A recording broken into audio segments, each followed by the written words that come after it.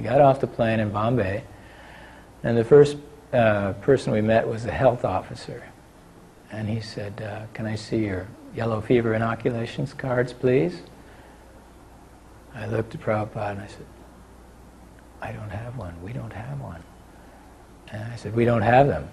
And the guy said, oh, then you'll have to go into quarantine. So I felt like my whole bottom had dropped out of my life. That my whole world had come to an end, that I had caused this problem, this major problem by an oversight. Because Prabhupada was so meticulous in all of his arrangements, and he tried to inculcate that into me, and I really tried hard to make sure everything went well all the time. Well, I really blew this.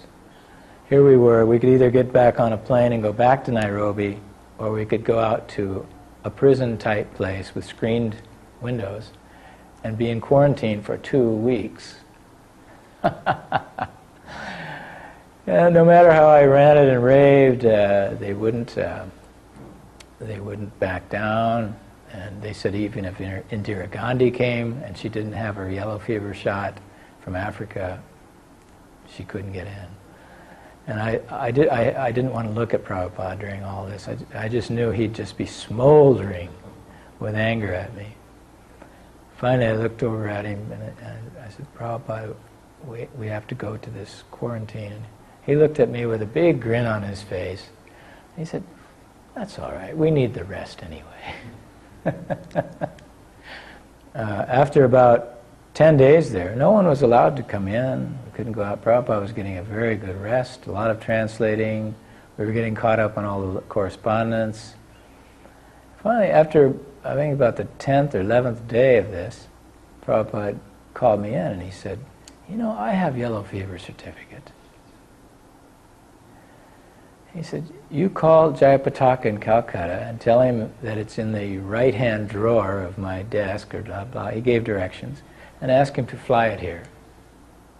Next day, Jayapataka flew there with his yellow fever certificate, and Prabhupada got to leave a day earlier than we did.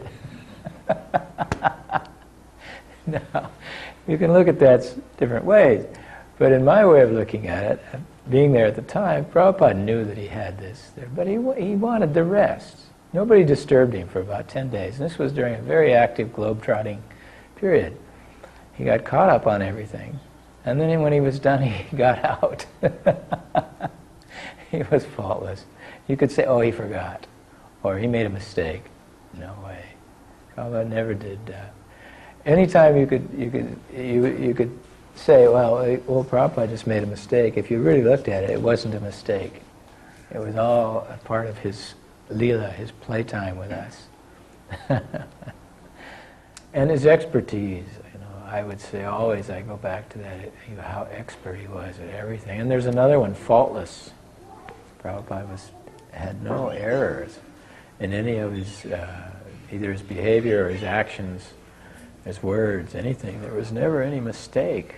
I mean, even so-called superficial mistakes, like, oh, I left my glasses behind or something like that. There would always be a very good reason why that was done. And I saw a lot of years of that in order to make that.